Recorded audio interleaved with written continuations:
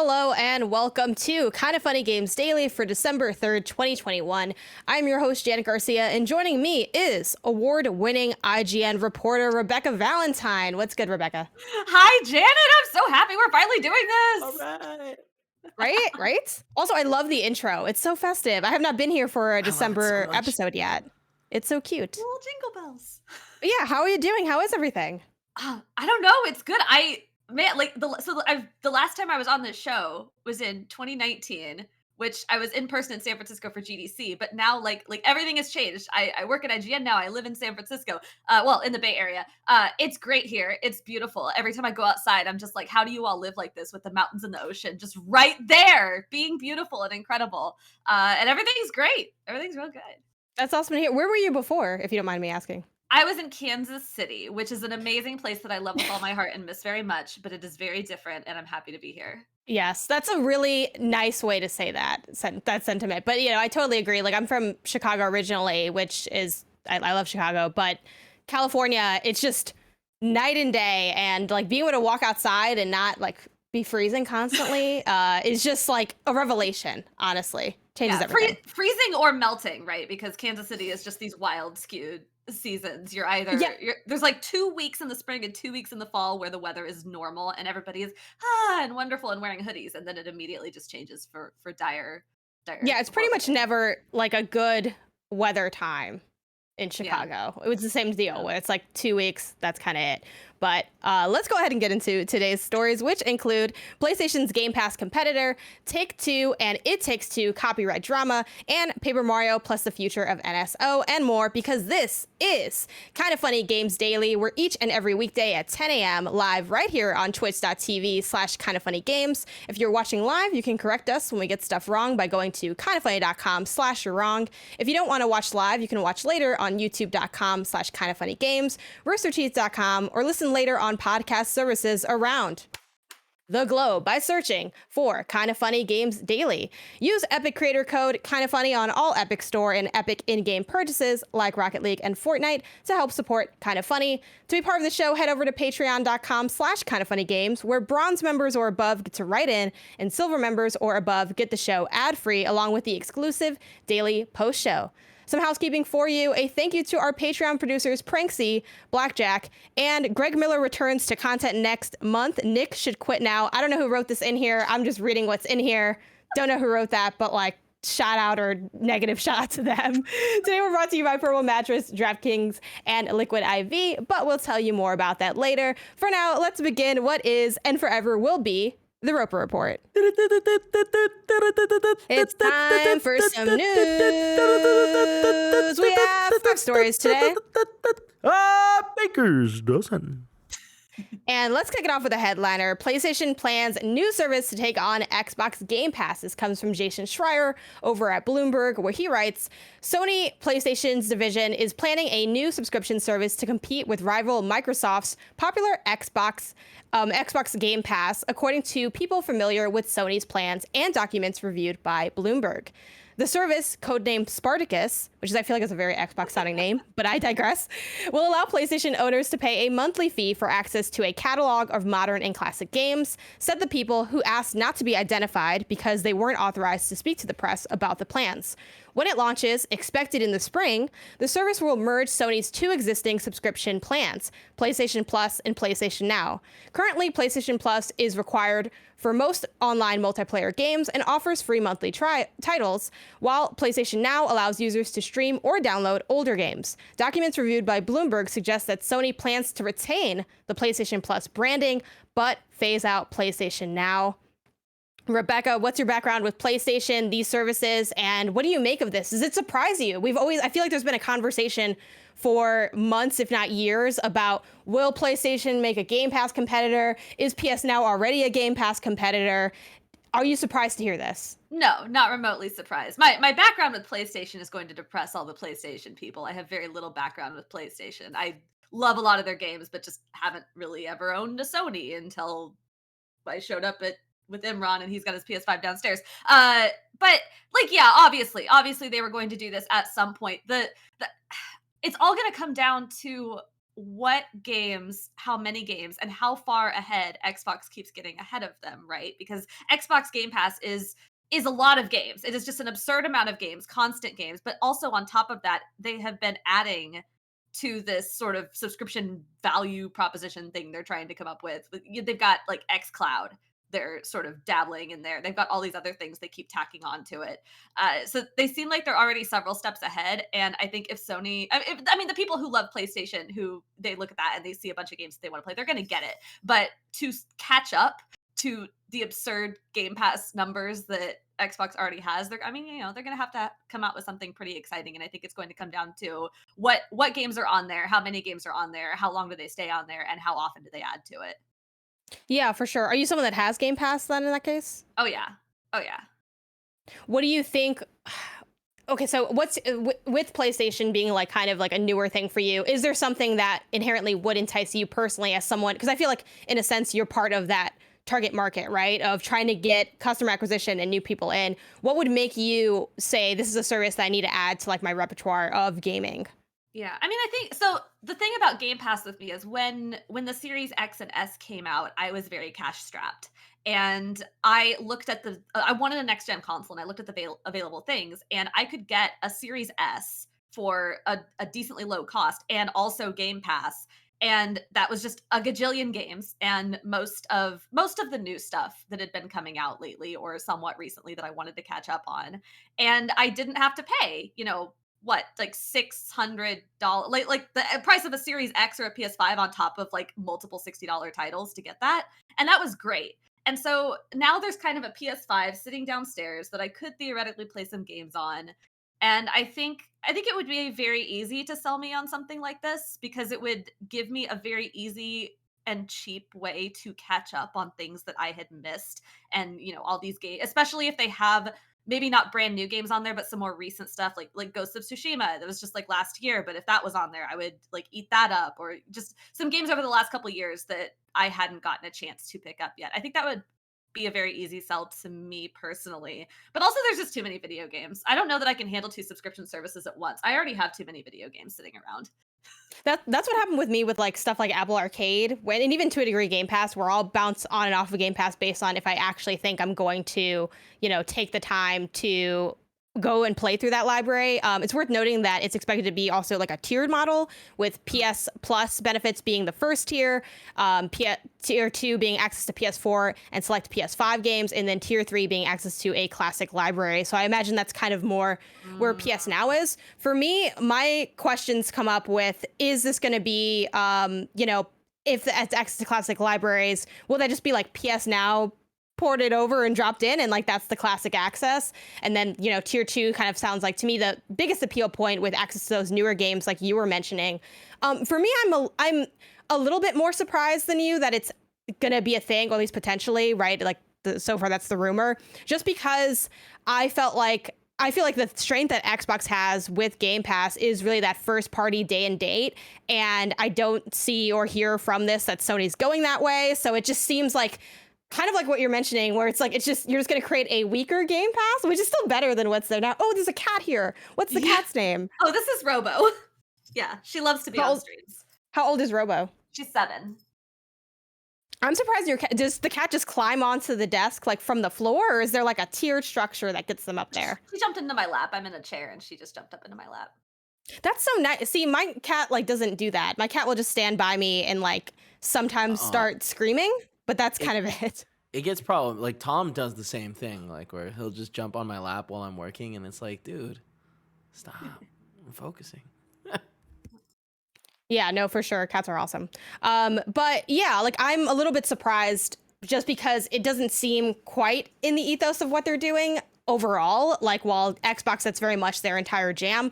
That being said, though, I think still improving the model is a good idea. I mean, me and Blessing just talked about this with our PS Now review, which I'm now so thankful that we did right before this came, because I'm like, it would have been so irrelevant and we would have just had to skip that episode entirely, and I would have played all these old games for absolutely no reason. So yeah, I'm excited to see this. Obviously it's still technically a rumor. I'm hoping that this comes to fruition. It sounds really interesting. I think it'll make for an interesting 2022, which I think we are at that point where we're starting to look ahead and see, okay, what are the big game releases? What are the big events happening?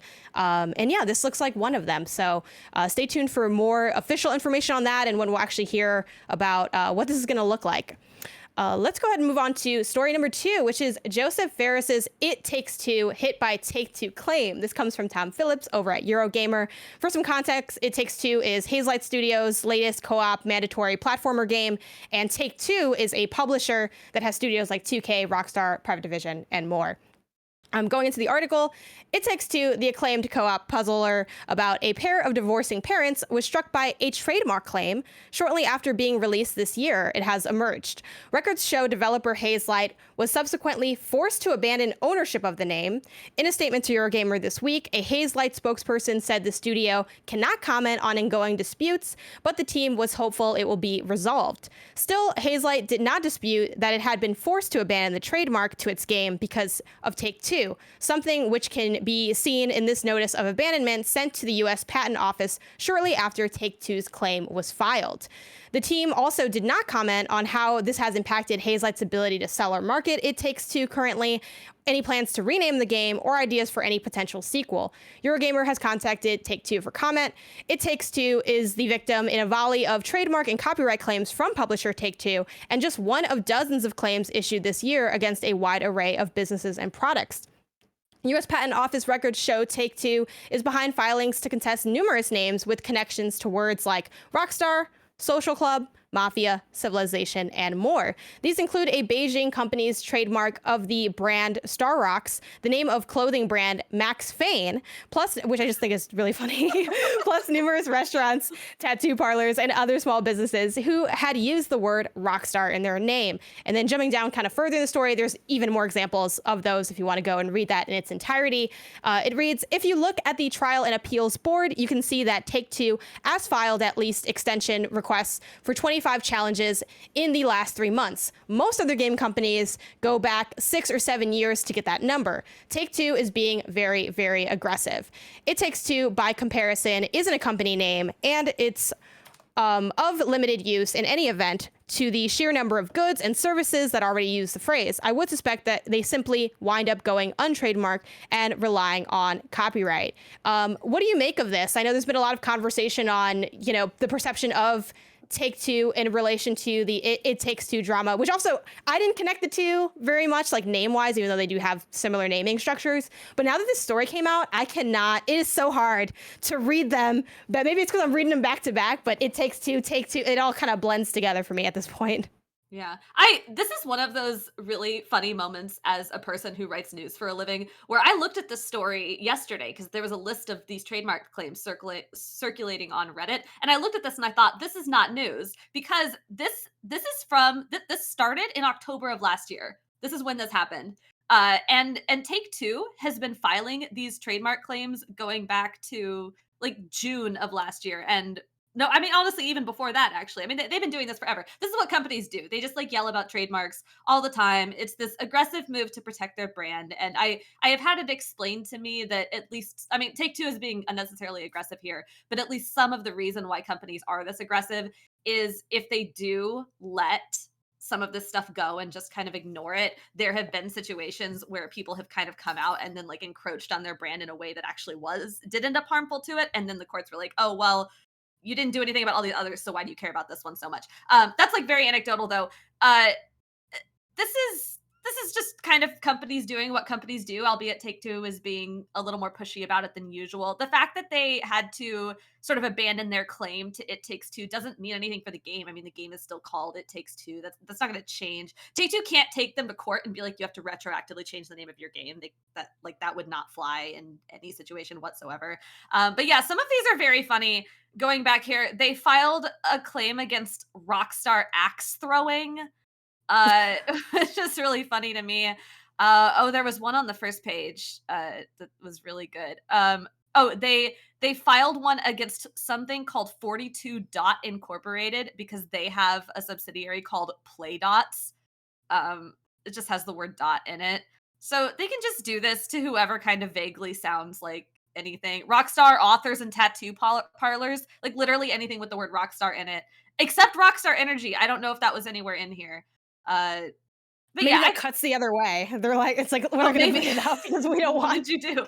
we don't want you to come for us. Yeah. Yeah, I totally agree with that. I mean, I think you bring in that insight about how copyright works, at least like on a, a quick hit level, is important because, yeah, it is a little extra. And I think the contextualization that Eurogamer provides here of, in comparison to other companies, like this is like a lot more aggressive than we normally see, but they also like have a lot underneath them. So I imagine they have like more angles to play up in that regard as well. And yeah, like you have to kind of be aggressive about that kind of thing if you want to be able to do it long term. And like we have this conversation all the time with like Nintendo, as I'm sure you know, as someone who's on a Nintendo podcast, of, Nintendo will go after a birthday party if it's like, if there's any amount of money like Someone on made the a table. cake shaped like Mario. No, literally, like it's wild out there, but like that's part of protecting that brand. I guess my question for you is, do you think it, the idea of public perception in terms of this being petty, like does that matter at all? Or at the end of the day, does it all come down to, hey, do what you need to do to protect your brand and maintain your copyright, and no one's really going to care that deep regardless? Like it's not going to get you like a negative reputation from, fans or what have you. I think a lot of these are a little petty, like the Rockstar axe throwing thing, and It Takes Two. Honestly, I mean, I think the main headline here is a little bit petty of them, but also I think they know that this is not going to matter to them in any way. I mean, kind of the thing that you figure out after doing this for so long is that bad headlines. It takes a lot of bad headlines for a company to actually impact business in any way. I mean, I think we're finally seeing that with Activision Blizzard, maybe a little bit, but that took so much to finally have any kind of meaningful impact on their actual day-to-day business operations. I mean, I could write a dumb story about Take-Two being petty today and it would matter not. Everyone would forget about it tomorrow. Like nobody cares. This is not, their reputation is not going to suffer from this. They don't care. I do think if they tried to be be pushy against It Takes Two and try to get them to like, I don't know, do something absurd like rename their game or go after them like even more aggressively and try to go fight them in court over this in a very meaningful and impactful way to the game itself. I think that would hurt them maybe the tiniest smidgen of a bit, but they also don't have a legal precedent to do that because it's a very different thing. They're not naming their company Take-Two. They named a game something different, and there's no. I'm pretty sure the precedent is something like there has to be. People would have to be reasonably confused. Like you have to prove to a judge that a person might look at It Takes Two and think, huh, is that the company Take-Two Interactive? And no one's doing that. No one cares. So yeah, I think they are doing this in a very low risk kind of petty way, but it's not going to matter in the long The run. phrase low risk pettiness is, I think, something I'm just going to incorporate into my daily vocabulary. Cause yeah, I think that's absolutely right. Where sure, maybe it makes you look petty, but like, that's not going to change anyone's overall like feelings or actions in terms of like consuming the products. It's just like, oh, this seems extra. But then even when you unpack it, it's like it's only a little bit extra because, like you mentioned, companies do this all the time. It's just kind of a little bit of the way of the world. Yeah. All companies engage in low risk pettiness every single day. Yeah. Oh my God, that's such. That is such a good quote. Like you need to tweet that out after this because that is so much of, and I think like, not even when I first read your work, because I've been following your work for a really long time, but like, especially knowing you from GameIndustry.biz, like it's just, that is like the subhead of that site of like digging into all of that information. That's right. That's all of it. Yeah, 100%. Let's talk about Paper Mario coming to Nintendo Switch Online, which normally I would just put this to, like a dates thing. But one, I thought it'd be fun to cite Jared Moore over at IGN. And then two, I thought it'd be cool to kind of just discuss this in the context of NSO in general. So I'm going to go ahead and read through the write-up, and then we can talk about Paper Mario, which you seem really excited to talk about, which is awesome, and Switch Online and how that's going and what's coming up with that. It's a big service day. The article reads, Nintendo is set to add N64's Paper Mario to its Switch Online expansion pack service next week. As shared on Twitter by Nintendo, the N64 Classic will become the latest game that Switch Online subscribers holding a premium membership will be able to get their hands on. Available from December 10th, Paper Mario is set to join a number of other games available to fans through the service, including Super Mario 64, Star Fox 64, The Legend of Zelda Ocarina of Time, and more. Paper Mario was originally released for the N64 in 2000, becoming the first in a series that feels like not as long ago as I know it is, which is like a little bit upsetting.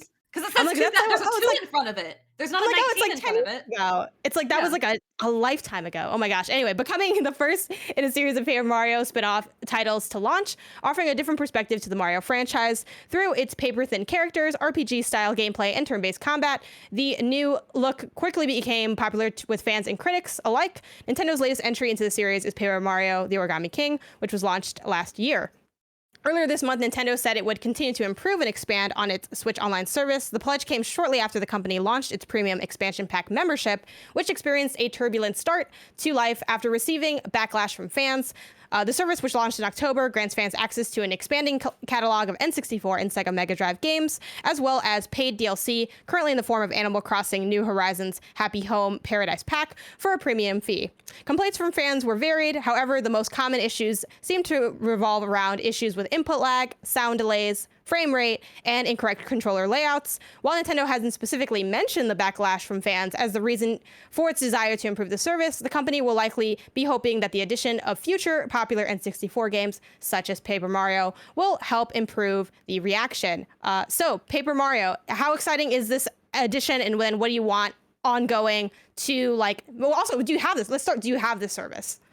Yes. Have I How ever do you played like a it? classic game on it?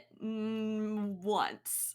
That is more playtime than most people who have the service do. And that's also Right. like our initial conversation on services and do you actually use them? Yep, that sounds about right. Yeah. Well, there was a whole thing, I think, at one point where if I remember right, it kind of came out that the vast majority of people were not using the old game services that existed, even though everybody clamors for them to exist. Like when they come out, you'll play the one game that you look at and you're like, oh, I can't believe they're putting that on there. And then you forget about it. I mean, I have Nintendo Switch Online because I play my Nintendo Switch online, and I need to be able to do that, and I wanted the Happy Home Paradise DLC. And I think I'm on like people are complaining about it being too expensive for the family plan and for like the upgraded tier service, and I do think they're correct. But I also just got into a group chat with like 7 of my friends, and we all pay like I think $10 a year because we're all on the same family plan and none of us are related. It's honestly, it's great if you can do that. But yeah, like I think if they put Donkey Kong 64 on here, I'd probably try to play Donkey Kong 64. Is it because you played that as a kid or Yes. because you It's did you a like mess. it? Like, Yeah. are you Donkey Kong 64 apologist? You're in good company here. No, Not with me, because like that wouldn't be me, but like with other people here, you know, I'm not an Donktober. apologist. It's a messy game. That game has problems, but I love it because it was like a childhood game. I know that is not a good game. Here's a question. When you played it as a kid, did you also feel like it wasn't good, but that you just had fun? Like, I'm so curious about this even for myself. Like, when did you start conceptualizing like, oh, this isn't well made or this isn't good to me? When I was a kid, things that were frustrating in that game felt frustrating because they were hard. As an adult, I now recognize that the things were frustrating because they were maybe badly done. Like the jetpack flying and the swimming and the race against the turtle beetle guy, the one that makes that horrible laugh whenever you lose to him. Uh, yeah, like those things were frustrating because as a kid, I was like, no, and I had a whole summer off school and hours to spend trying to beat these things, and then I tried to replay this as an adult, and I'm like, oh no, this was just not well done. Paper Mario, I don't think is like that. Paper Mario, I think, is a very good game and a very good choice. Maybe I'll play Paper Mario. I don't know. Would But this be yeah, would this be a revisit for you on Paper Mario or a first time around? I didn't finish it the first time I played it, just not for any particular reason. Just sometimes you don't finish games, so it would kind of be a revisit. But yeah, What other titles are you looking for them to add to the service? And then where are you at with the service? Like, how much do you like it? How good do you think it is? Like, where do you think it needs to go? I think it's like this sort of perpetual problem, right? Where it's pretty good. Like the fact that it exists at all is nice. I think they do keep adding more games to it. I do think when we were still in the NES and SNES era, they were just kind of adding a bunch of junk games that no one actually cared about. And Which is uh, weird because there were so many good games that still weren't on there. I'm like, yeah, y'all are rolling these out really early. yeah. I think Nintendo's like very weird about it. I think if they ever brought it up to the GameCube era, I would go nuts and play all the GameCube games. That'd be really But good. also, I could just be suffering from the whole thing where we all go complain online about the games that are not on there, and then when they come out, we don't touch them. I could just be suffering from that. I mean, I think it's fine. I think it's fine. I'm glad. I wish. I mean, just like very broadly, I wish that classic games were more available just across the board, all platforms, everybody. Old games should be easily accessible and available to play. We have the technology to do it. If we're not gonna do that, then if you're not gonna put the games out there in a way that people can purchase them and actually keep them, then at least stop suing people for trying to make them available. Because I care about, I actually do care about game preservation. This is not me just like trying to champion emulators in a weird way or whatever. But I think game preservation is actually important. I think services like this help for game preservation when they're not actively ruining Ocarina of Time. But yeah, I wish they would add more games. I wish they would stop being weird and cagey about what games they add, when, and why. But it's like fine. I'm glad they're available. I'm glad they exist, even if I don't actively play them. Yeah, they're just like they're it's nice to know that they're there, right? Waiting in the wings. I'm very much waiting to do any upgrade, if at all, for my Nintendo Switch Online, which I've talked about in the show before, where I'm like, I don't care to like take this upgrade. I don't feel like there's enough there for like the price increase that they're doing, even if the overall money is actually like fairly low, contextualized with what else I spend on games, right? Because again, money is different for everybody. So maybe you're just like, whatever, I just want to have it available. And I am on a family plan too. Find 7 people. See, here's the thing. And I don't want to like start anything. I don't want to start anything with like whoever's in that group chat, right? But how is there a level of fear that you're going to have to like have this ongoing financial relationship with this squad? And it's a small financial relationship. It's not like huge, but like, you know, I feel like that would be my fear of like, you know, 6, 7 people that like that I might, you know, maybe drift away from casually or not, or have to like really them like, hey, by the way, like quick pay me that $1. And then it seems like I hate requesting really low amounts of money from people. It's just so complicated. Go ahead. I feel like Venmo makes that so much easier. Like we're in a world where it's like you set a reminder once a year. Because I mean, like me and Tim and Cool Greg, same family plan for phones. So once a year, I hit them up and I'm like, all right, guys, give me the phone bill for the rest of the year. And they're like, there it is. And then it's so easy to resolve, you know? Where it's like, yeah, in the past it was difficult when it was like, you had to meet up with someone and be like, yeah, I need $7. And they'd be like, all right, here's the $7. You know what I mean? And now why was it so cagey? Hey, I need $7. Well, why was it described in such a cagey way? Like Mimi behind the Dunkin' Donuts and hand That's just how things were. That's how things were. Everything felt like a drug deal, you know? And now things are better. Do y'all remember the era of like you're trying to meet up with somebody and you just have to be like, I'm going to be here at this time. I will wait X amount of time. Yep. And if you're not there, I have to presume you're dead. I have to, and I have to go home.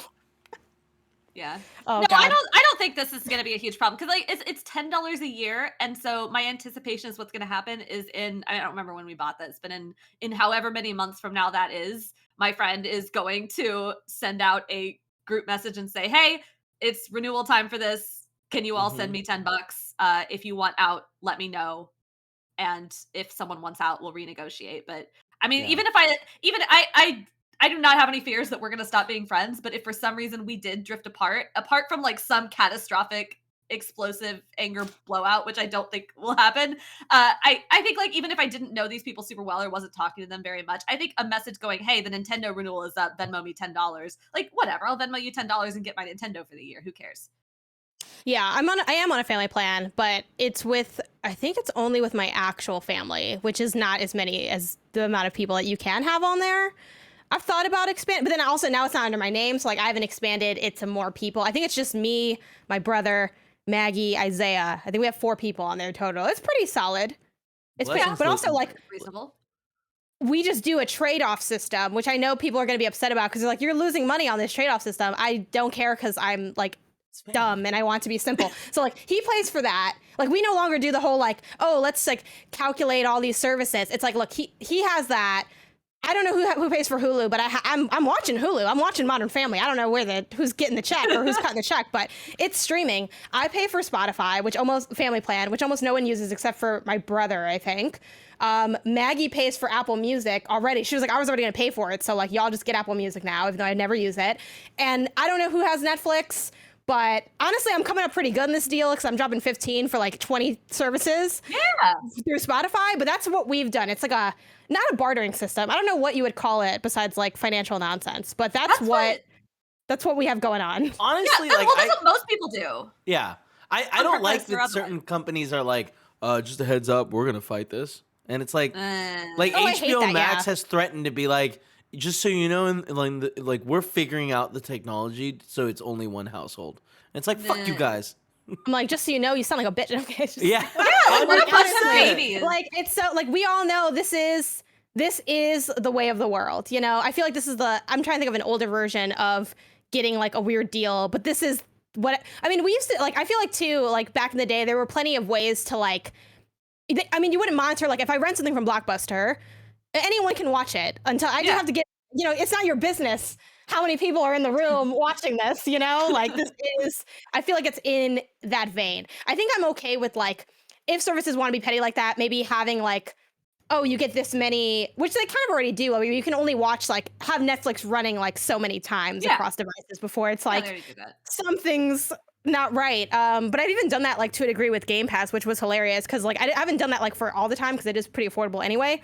But I was playing the medium, and I was like at the end, and I was streaming too, and I was like, okay, like we finished the medium, y'all, and I'm talking about it, and then literally like I get the notification like Jordan kid trying to log in. I'm like, Isaiah, get off the Xbox, okay? I'm trying to work. Like, great, now everyone knows I'm broke, or just over here min-maxing the freaking Xbox Game Pass, which is already But that's super everybody. cheap. But Everybody does yeah. that. And It's Nintendo is actively encouraging people to do that with the family plan. Again, like not trying to defend people's weird business practices. Like companies like to make money. Whatever, people. But yeah, like it's fine. Who cares? No one. Everybody does this. Everybody has like some weird thing. Imran has explained to me where our Netflix and Hulu and all these other things, like YouTube, whatever the thing is now premium, red, something like that. He found some way for us to watch AEW without me paying $35 for Sling. That involved YouTube somehow. I don't know Yeah, who YouTube is in TV. charge of that, but you know what? That's fine. And if somebody comes to me and says, "Hey, you know, you're using all these services from us. Can you pay for the I don't know, the whatever other services left, the Hulu thing?" Then yeah, I'll pay for that one, and it's fine. It's fine. We're all living this way. I wish YouTube TV was better, because like they are one of the people that are like, we figured it out. If you're not in the same house, you can't have a shared YouTube TV account. And it's like, I hate you all. I just want to watch TV. Like, what's wrong with that? We But just I want don't to wanna watch make TV. cable. I feel like YouTube TV is one of the most luxurious, Yeah. like ones to have, because you always do have the option of using ad block if like you wanted to like do that in a jank way. So it's like if you have YouTube TV, you're like, oh no, I'm above the board. Like I'm a member of the community. You know, I'm like servicing people, but I'm also not watching ads. Like I'm doing it all. I feel like that is the most elite one you can have. I'm I sorry think. for outing myself as an elite because I leech off someone else's YouTube TV. No, I feel like the person that has the YouTube You're TV, elite especially if they're not like adjacent, trading yeah. it off. Yeah, you know someone, which I also know someone that has YouTube TV. Like Maggie has YouTube TV because she's like, I just got tired of watching ads, and I'm like, I'm just gonna be tired. Like that's it. Like I'm just gonna have to click through these because I'm not gonna pay for YouTube TV. But anyway, the point is Nintendo Switch Online, Paper Mario. It's happening. That's a cool addition. Hopefully they have, more awesome additions. I think there is a world where they can pack in enough stuff that I would be interested, and I've mentioned this all the time, I still play on like original hardware if I feel like doing N64 stuff. The few times I do feel like doing that, because I'm weird and I like the nostalgia of the crummy little old dusty machines. So I think GameCube definitely could be a big appeal point. Though Sunshine's already available on the Switch if you were fast enough, which is another weird thing. But before we move on, Rebekah, I do want to ask you, you mentioned like if they put GameCube on there, like I'd lose my mind for like that one day and then I'd, wouldn't play it again, as everyone else would. What would be the one game or the few games that you would really want to see if they did expand into GameCube?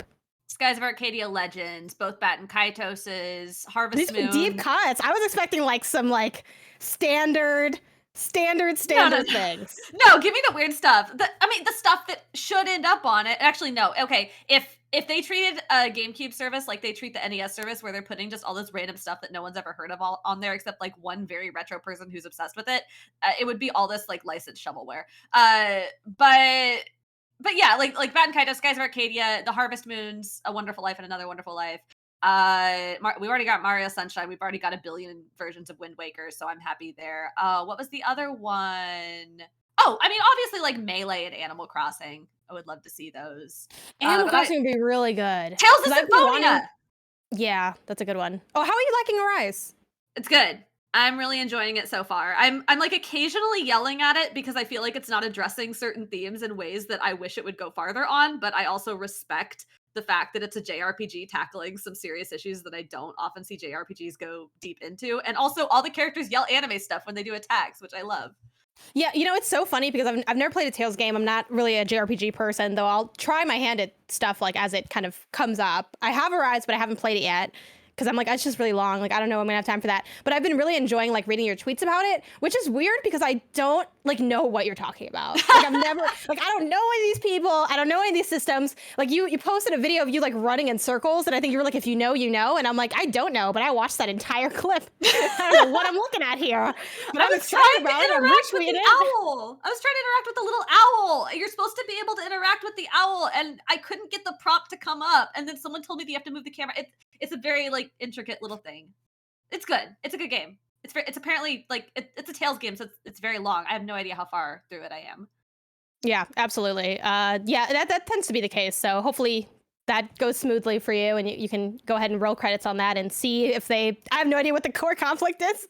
I can't even like pretend like, oh, do the Tails arise? I don't know. I don't know. Do what the Tails arise? You know, like if you know. Now the Tails just gets away with it. Oh gosh. And with that being said, remember that you can go to patreon.com/KindaFunnyGames where you can get the show ad free. And speaking of ads, let us tell you about our sponsors. This episode is brought to you by Liquid IV. Did you know that colder weather makes it easier to miss the classic signs of dehydration like overheating and perspiration? That's why, even though it's colder out, it's more important than ever to keep your body properly hydrated. Luckily, Liquid IV makes hydration easier than ever. I love Liquid IV. There's been a ton of mornings where I'm waking up not feeling that great. Then, boom, you pour some of this in the water. Next thing you know, you're hydrated. Liquid IV is not an actual IV drip, but it does hydrate you faster and more efficiently than plain old water. But that's because Liquid IV uses cellular transport technology, which is a very fancy way of saying it contains the perfect balance of vitamins to help you hydrate quicker. Grab your favorite Liquid IV flavors nationwide at Walmart, or you can get 25% off when you go to liquidiv.com and use code KFGD at checkout. That's 25% off anything you order when you get better hydration today using promo code KFGD at liquidiv.com. Next up, shout out to Purple. There's no gift better than the gift of a great night's sleep. Give yourself the gift of the best, a Purple mattress. I have so many glowing things to say about Purple. You guys have heard it for years. The pillow changed my life because guess what? There is no hot side. You never need to flip it to the cold side because they're both cold sides. It's fantastic. Purple mattresses are the best because they're the only ones around with the gel flex grid. That's what makes all that flipping possible. It's a super stretchy, ultra squishy material that adapts and flexes around pressure points, supports and cushions you in all the right places, and doesn't retain heat. Oh, and I love that. Getting a great night's sleep starts with having a great mattress. Get a Purple mattress. Go to purple.com/games10 and use code games10. For a limited time, you can get 10% off any order of $200 or more. That's purple.com/games10, code games10 for 10% off any order of $200 or more. Purple.com/games10, promo code games10. Terms apply. And finally, shout out to DraftKings. NFL fans, the fantasy football season doesn't just start in September. Every week is a new shot to win big cash prizes at DraftKings, the official daily fantasy partner of the NFL. And this week, new customers can play free for millions with their first deposit. Don't sit on the sidelines. Get in the game. Playing daily fantasy football is simple. Just pick your lineup of NFL stars while staying under the salary cap and score enough points to bring home cash. And with a free shot at millions of dollars in total prizes, you'll feel the NFL action like never before. DraftKings is safe, secure, and reliable. Best of all, you can deposit and withdraw your cash whenever you want. Download the DraftKings app now and use promo code KindaFunny to play free for millions. That's right. Enter promo code KindaFunny to get a free shot at millions in total prizes with your first deposit. Do not miss out. Download DraftKings and play with the official daily fantasy partner of the NFL. There's a minimum $5 deposit required. Eligibility restrictions apply. See DraftKings.com for details. I feel like this is the perfect day for me to be hosting because today is none other than Jack and Daxter's anniversary, and they did recognize it on the PlayStation blog. I've been talking all year. It's the 20th anniversary. I've been talking all year about, are we going to see anything? And I didn't necessarily think that we're going to see anything crazy like, yet another remastered collection, because they had one of those already on the PS3. But I just figured, I just want something small. Like it could be like a post, a nod, like a hello, just a happy birthday, anything that recognizes this franchise. Because Jak and Daxter, Jak 2 is probably my favorite game of all time. But Jak and Daxter is like a close second, the Precursor Legacy, which is the first entry in the series. So it's the 20th anniversary, and they acknowledged it on the PlayStation blog with this write-up. I won't read the entire thing because it's like bringing in quotes from people, but I'll read just the opening graphs I thought were really lovely, and they have a couple fun quotes from people across the industry. So definitely check out that blog post in its entirety if you want to see a bunch of people in the industry talking about this game. But it kicks off like this. Believe it or not, 20 years have passed since a certain courageous teenager and his plucky Otzel sidekick entered our lives. Naughty Dog's Jak and Daxter, the Precursor Legacy, launched on PlayStation 2 on December 3rd, 2001. True to the Precursor moniker, this platforming debut predates the duo's eventual forays into open-world exploration, desert-bound mayhem, and racing exploits. This first game focuses on satisfying platforming, power cell discovery, and the origins of Jak's story told with cinematic flair. Jak and Daxter, the Precursor Legacy, inhabits a fascinating place within Naughty Dog's gameography, fitting between the pure platforming goodness of the Crash Bandicoot trilogy on PlayStation and the blockbuster adventures of Nathan Drake in the Uncharted series starting on PS3. Despite the first title's focus on platforming, it's impossible to overlook Naughty Dog's signatures, including fluid character animation, richly detailed worlds, and engaging cinematics. I personally have fond memories of collecting every last power cell and hovering in the fantastical Zoomer vehicle. To mark the anniversary, we've invited friends from PlayStation Studios and other third-party studios to reflect on the milestone and share their first memories of jumping and double jumping into the world of Jak and Daxter. So we have this first quote. I remember being really excited about the physics that had been added to the rope bridge by programmers, because we had rope bridges on Crash Bandicoot, but they did not have physics on them. We were just jumping up and down and on the bridge and maneuvering and marveling about how it reacted to Jak jumping on it. This comes from Charlotte Francis, senior tech artist at Naughty Dog. And we have one from Heather Finley, who's QA analyst at Insomniac, saying, Jak and Daxter was one of the games I would play at my grandmother's house when I was little. I remember that she specifically owned a console just for us when we came over to visit, and Jak and Daxter, the Precursor Legacy, was one of the games we would play for hours. I will forever remember how hard it was as a kid to cross the volcanic crater on the A-Gravity Zoomer, and how hard it was to catch 200 pounds of fish for that darn fisherman, which also, like, quick shout out to, like, both those things, because the Zoomer was, like, one of my favorite things in that game. And the fish is still hard. And that's one of those things where, we had that conversation on, is it hard because, like, we were kids? Is it hard because it wasn't well designed, or is it just hard? That was just challenging. It wasn't like unfairly made. It was just really difficult. It was the first game that I truly considered a favorite of mine. I even mentioned Jak and Daxter when I was interviewing for Insomniac, because it had such a huge impact on my life and love of games. Never thought I'd get the chance to work alongside such an iconic company, but it's truly a dream come true. And then I want to close with this quote from Nicholas Duquette, studio director at Team Asobi, who says, I vividly remember Jak and Daxter playing like a great interactive cartoon. The Disney-like animations, the narrative, the funny relationship between the two main protagonists, it all felt like a new barrier that had been smashed. And as always, with Naughty Dog Productions, it looks stunning and played amazingly well too. Looking at it today, I feel like this game sits very naturally between Crash Bandicoot and Uncharted. We could say it was the precursor of a great legacy. That one was a little too cheesy. They took it too far. It took it a little bit too far on that one. I do want to shout out to the Disney-like animations that Nicholas mentioned, because there is a 10-minute documentary that you can see on YouTube. And if you have, the YouTube Premium, you won't watch any ads when you watch it. That talks about, like, it's something that they made when the remastered collection came out on PS3. And the people, like the animator, was talking about making the animations for Daxter specifically, and how he drew a lot of inspiration from Aladdin, and how, God, what's the name of, like, there's Aladdin, and then, like, what's the name of the little monkey? I'm like blanking on his name. Yes. Like how they interacted and like kind of that swirl. And I'm like, oh yeah, like that makes so much sense. Like that, I can totally see that in there. So I think the fact that, I don't know if Nicholas already knew that when he made this comment or, not, but I think it speaks to how clearly the animator executed on that inspiration and that idea. But yeah, Jak and Daxter, happy birthday. Definitely a favorite of mine. Rebekah, if you haven't played this game, go play it. It's really good. It's really good. I promise it's actually good. I do appreciate the love that people have for games about like a guy who's friends with a little guy. There's a lot of games like that. That it honestly is a really classic construction. And it's funny because if you look at like, I mean, a lot of studios have this, but I think like PlayStation specifically has a lot of like iconic pairs.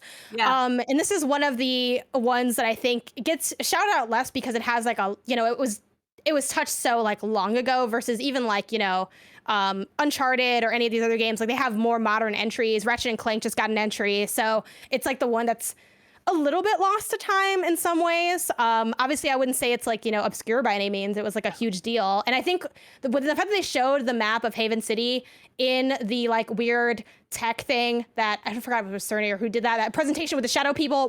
Who could forget? I was like, boom, that's the impact of Jack and Daxter there. And they talk a lot about like open world and load times in this post and all that. But yeah, like I love this game so much.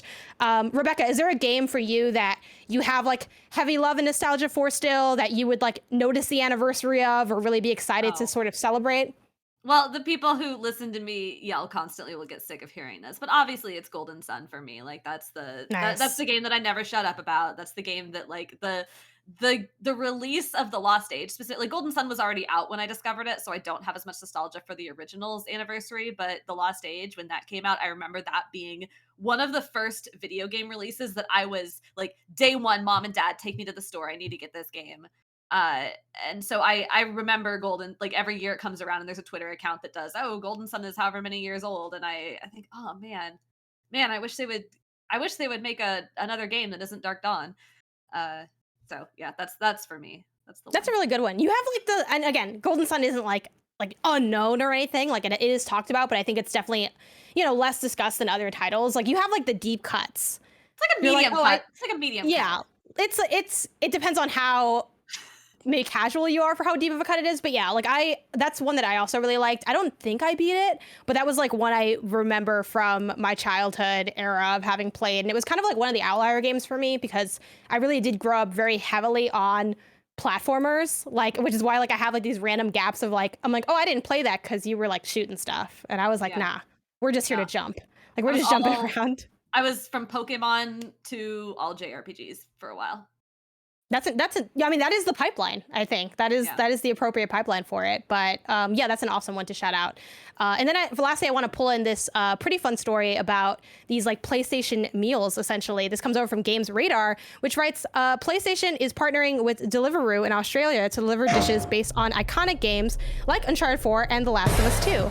Starting today, December 3rd, 3 restaurants will be taking part in the hashtag PlayStation to Play campaign. 2 of those restaurants, both based in Sydney, will be making dishes based on Naughty Dog games.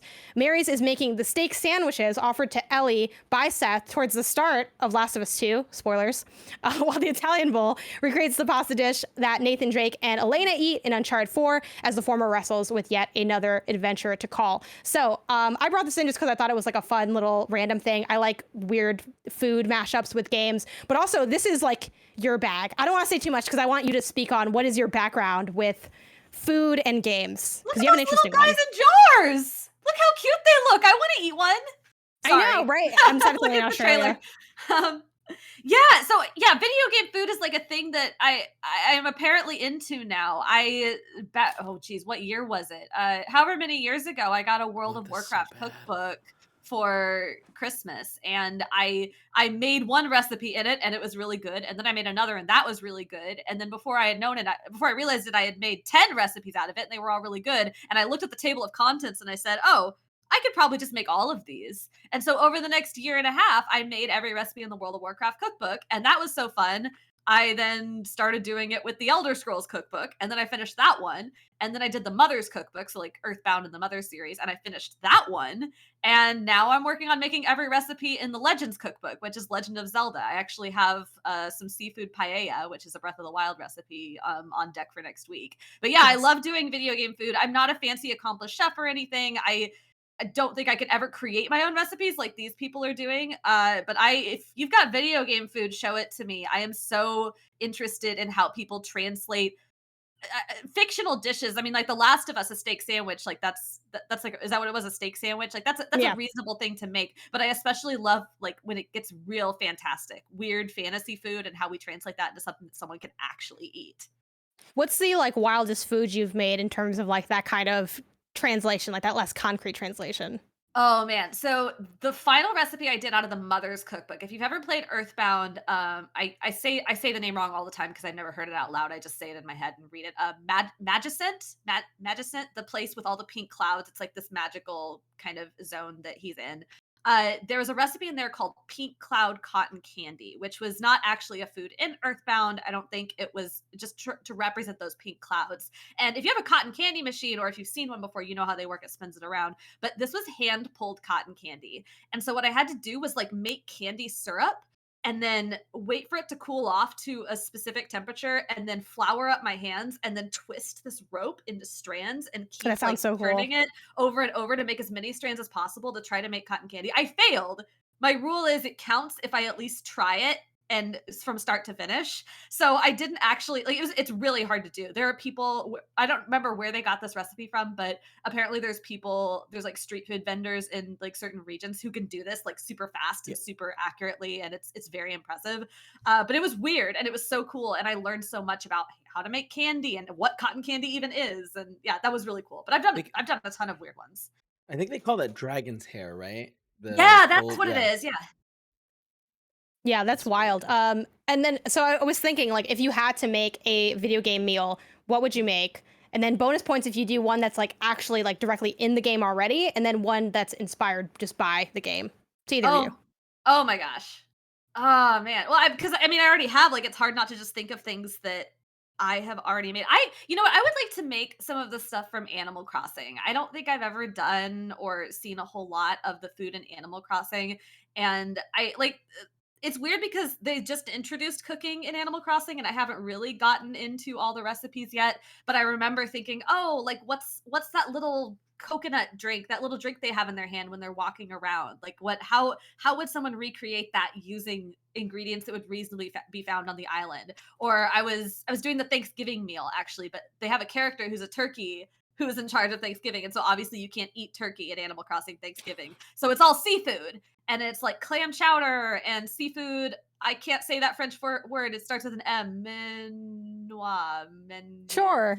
Whatever it is. Like that looked great. There's like, I don't know, there's like butter involved and fish, and I want to make that and eat it. So yeah, I think that would be the thing. I would like, I don't know, maybe one year I'll try to recreate a fishy Animal Crossing Thanksgiving, complete with pumpkin pie. I don't remember all the nuances of the question you asked, but that's my answer. No, for sure. Kevin, you said during the break you had mentioned that you might have one for us. Oh yeah, for sure. It's here, I pulled up an image. Hold on. It's what, Monster World?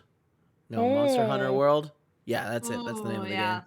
Yeah. All of that looks good. The like paella thing, and then somebody a YouTube channel that I really like called Cooking with Babbage, I think.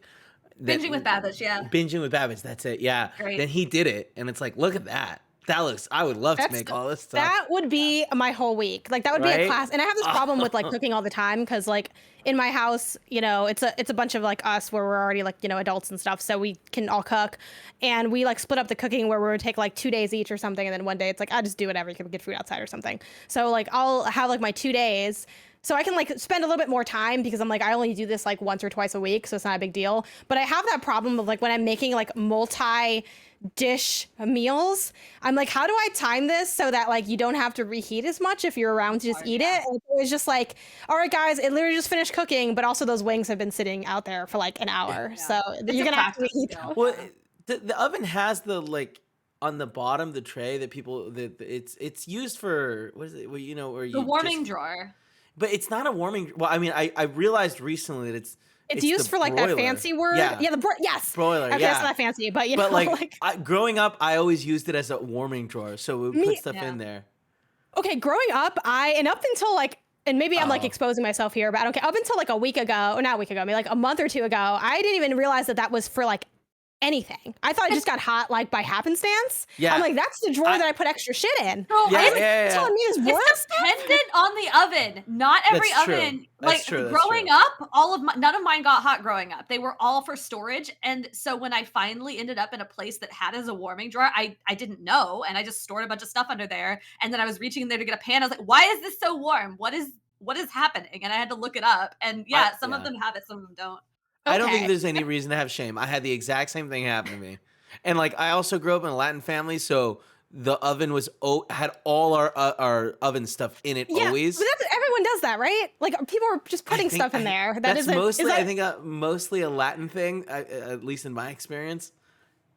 Yeah, I find that you know, obviously like stereotype caveat, but it's like anything can be storage if you put absolutely. stuff in it. Yeah. You know what I mean? My mom like keeps stuff in the dishwasher, and it's like, Mom, that's not what this is for. And she's like, it's fine. I'm not using the dishwasher. You use too much water. It's like, literally, I have like the lack of dishwasher usage in my life bums me out because I like the idea of the dishwasher, and I get that like the dishwasher doesn't really wash stuff correctly, and you got to like end up rewashing a lot of it anyway. So I get that. No. If you use pre-wash in the first slot, so you know how it's got two little slots, one where you put the pod, and right next to it, there's one that has like little fins. You can pour pre-wash, and that starts the washing process, and it takes off 95% of it. Like it takes it all off. It really, really helps. But like people don't know to use that pre-wash. Are you telling me my dishwasher doesn't work? I'm just saying maybe you're not working with it the right way. There's too much nuance. I have questions. Yeah, I often leave here with more questions than answers. You guys, there's a fantastic YouTube channel that dived super deep into dishwashers and like gets rid of a bunch of myths, including that like they actually don't use that much water. They reuse a lot of their water. Yeah. Yeah, I think it actually is more, especially because like I'm not like out here washing. I mean, I'm not trying to like ruin the earth when I wash dishes, but I'm not like slowly turning it on and then like turning it. You know what I mean? Like it's usually just kind of running as I'm cleaning. So, you know, if anyone is more interested in dishwashers, I think it's Technology Connections on YouTube. Fantastic. You have like all the sources today. Like coming in with the extra content. You love to see it. But anyway, washing our dishes and also having dinner, reverse that order, is so far away. If I want to know what is coming to mom and grab shops today, where would I look? The official list of upcoming software across each and every platform, as listed by the KindaFunny Games Daily Show hosts each and every weekday. Today we got Happy's Humble Burger Farm, PS5, PS4, Series X /S. It's all good. Xbox One. Do I keep going? Course. It's kind of nice, honestly. PS5, PS4, Series X, S1, Xbox One, PC.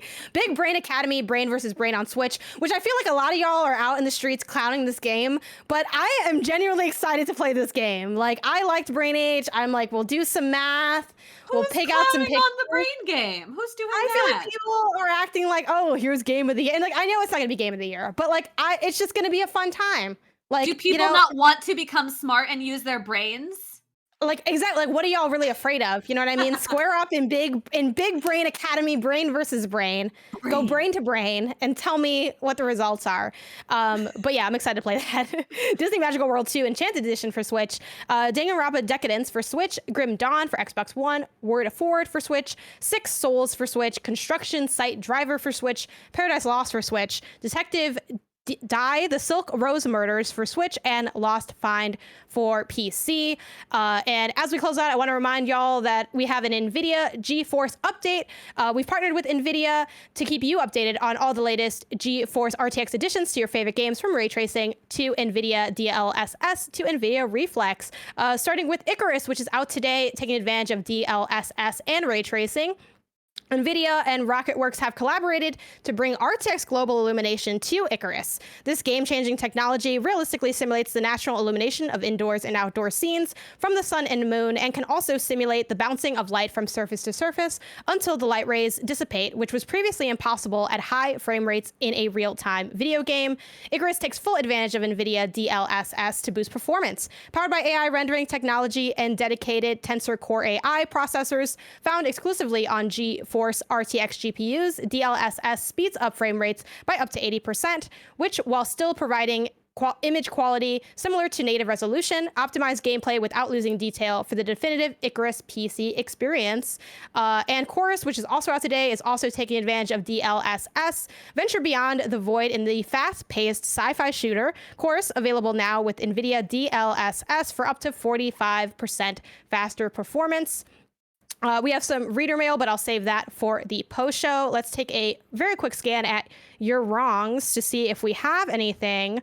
And we don't have anything. We're awesome. All we had was someone mentioning, here are the videos Kevin is talking about for dishwashers. I like how y'all cling really fiercely to the stuff that has nothing to do with the main run of show consistently. Like this is the content, the capital C content we came here for. It's Trying good to turn stuff. dishwashers into video gaming. We are trying to video game min-max. I'm our sure there's a dishwasher simulator out there Oh, 1000%. somewhere, I'm guessing.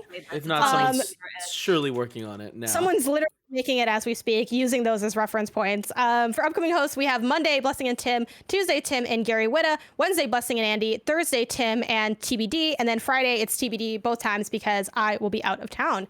If you're watching live on Twitch, after this is Snowbike Mike playing some Halo Infinite with the community. And if you want to catch that later, you can subscribe to youtube.com/KindaFunnyGames. This has been Kinda Funny Games Daily. We're each and every weekday live right here on twitch.tv/KindaFunnyGames. We run you through the nerdy news you need to know about. We have a Patreon post show for those who are sub to the silver level of patreon.com/KindaFunnyGames. So stick around for that. Until next time, it's been our pleasure to serve you.